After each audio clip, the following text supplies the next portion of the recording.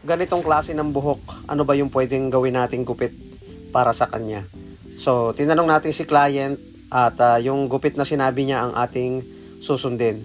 Ang ating guideline ay nakatapat sa kanyang kilay, kaya pwede nating tawagin na mid-fade ang gilid, and then yung ibabaw niyan ay nakakrop. Kaya pwede natin siyang tawagin na mid-crop fade or crop top na mid-fade ang gilid. Ang ginawa ko dyan, gumamit ako ng trimmer and then diretso ko nang tinanggal ang ibabang bahagi nito.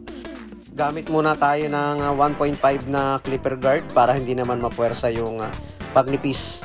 Yung ganitong klase ng buhok, hindi ito mahirap gupitan. At syempre, ang isasuggest natin ay yung gupit na nababagay sa ganitong klase ng buhok. Overcomb na natin, tanggalin agad natin yung sumubrang buhok.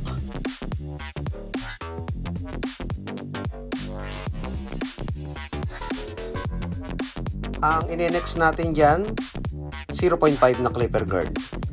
Ang ganitong proseso ay pwede sa ganitong klase ng buhok. Kasi yung kanyang buhok ay medyo dumidikit sa anit, kaya pwede sa ganitong klase ng procedure. And then number 1, pagkatapos ng 0.5, medyo mataas ang paghagod natin kasi nandito na tayo sa may gitnang bahagi. Kontrolado at laging passive motion. So, napaka simple lang at madali mo itong matututunan. Sa paghawak naman ng clipper, kung ano yung hiyang na paghawak mo ay gawin mo. Saka siyempre dapat ay magaan yung ating kamay.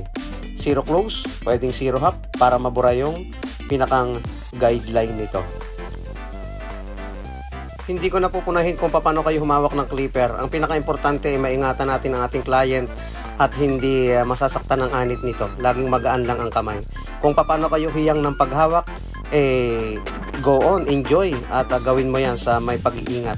So gamit tayo ng trimmer para tuluyang mabura yung guideline kung hindi kinaya ng ating clipper. Hindi ko na naisama sa video yung pag-aahit o yung paglilinis sa line-up at saka dito sa may patilya.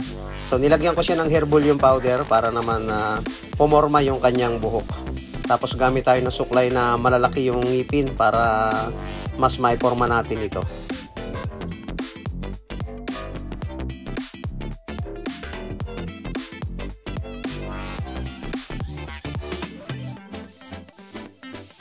Ayun, simpleng technique at madaling pamamaraan.